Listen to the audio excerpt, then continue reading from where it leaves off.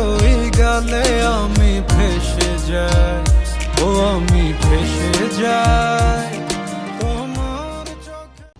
Hello everyone, নতুন একটা গানের রিয়াকশন নিয়ে এসেছি। প্রায় 10-12 ঘন্টা হয়ে গেল, ব্যস্ত ছিলাম, বানানো হয় না, I am sorry for that.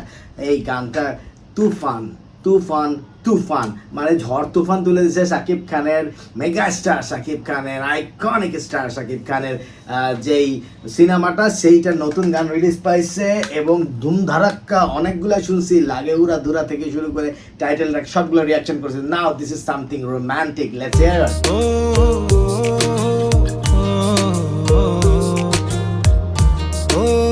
Habib Wahid ভাই,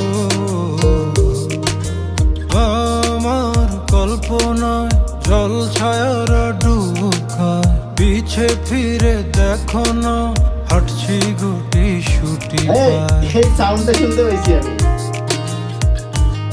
সাকিব যেটা বলছে ভিতরে আবার। মেঘের তাল বাহানায় তোমায় একটা গান শোনাই, নিঃশ্বাসের ওই উষ্ণতায় খুব কাছে কি করে যায়। তোমার পলক পলকে যদি আটকে পড়ে, আনমনে ঠোঁটের কোণে হাসি করা নাড়ে, আমি ফেসে যাই তোমার উড়া চুলে, তুমি হাসলে ওই গালে আমি ফেসে যাই, ও আমি ফেসে যাই তোমার চোখের জলে, ছুঁয়ে পড়া কাজলে আমি ফেসে যাই। ও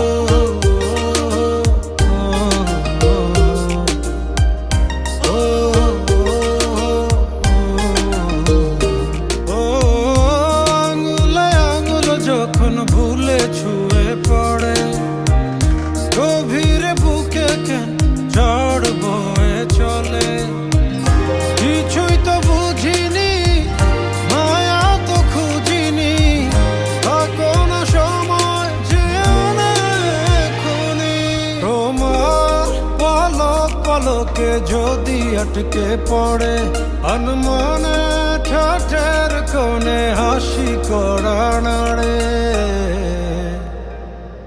আমি ফেসে যাই তোমার চোখের জলে, ছুঁয়ে পড়া কাজলে আমি ফেসে যাই।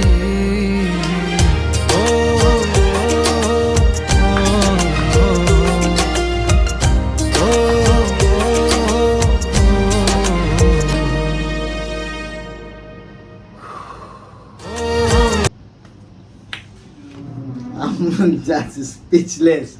হাবিব ওয়াহিদের গান, আমি গানটা রিলিজ পাওয়ার পরে তোমাদের সাথে একসাথে ছিলাম। অনেস্টলি স্পিকিং, আমি গানটা একবার দেখছি, আমি রিয়েল টাইম রিভিউ দেই, আমি একবার দেখছি এই সিনেমা হলে, যে I was waiting for the online release, but গানটা রিলিজ পাইছে আজকে।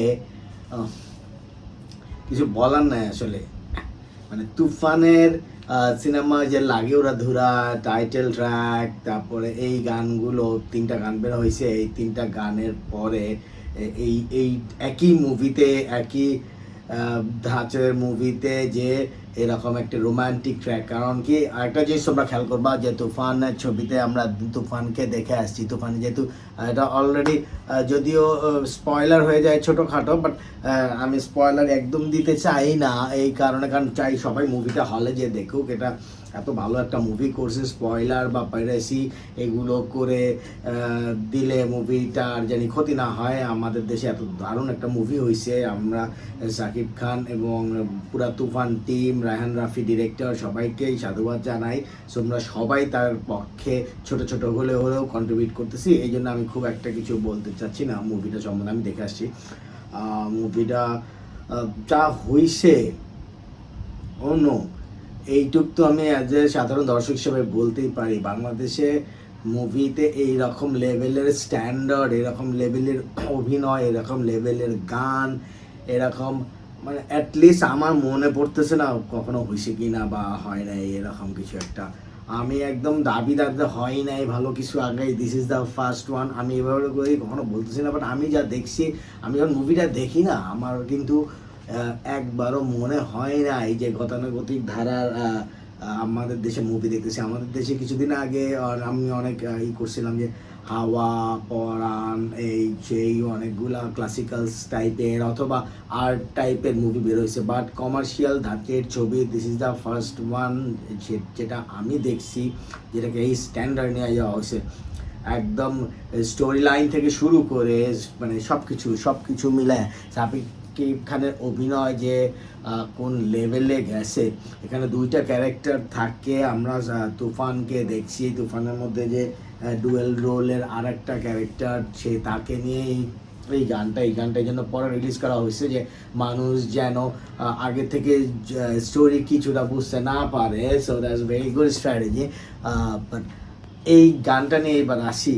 গানটার মধ্যে প্রথম নতুন একদম ইয়াং বয়সে বা যে প্রথম নতুন একটা ভালোবাসার ছোঁয়া, একটা স্পর্শ, মানে একটা নরম একটা ফিলিং, সবসময় ভালো লাগা, ফুরফুরা হওয়া, boyfriend girlfriend. So this type of soft emotional রিলেশনটাকে পোর্ট্রে করা হয়েছে এই গানের মধ্যে দিয়ে।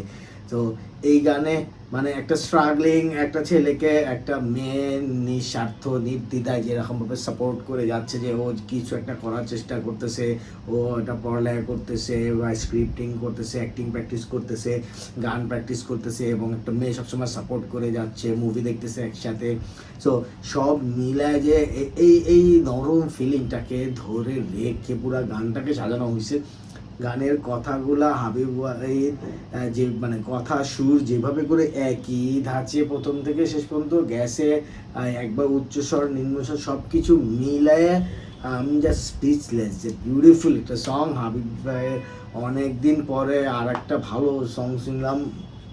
মানে তার তো গান ভালো হয়ই, আমি বললাম যে মুভিতে জেনারেলি করে খুব কম, এবং আগে কোনটা করছে আমি ঠিক মনে করতে পারতেছি না, but this is something new and new style হাবিবের।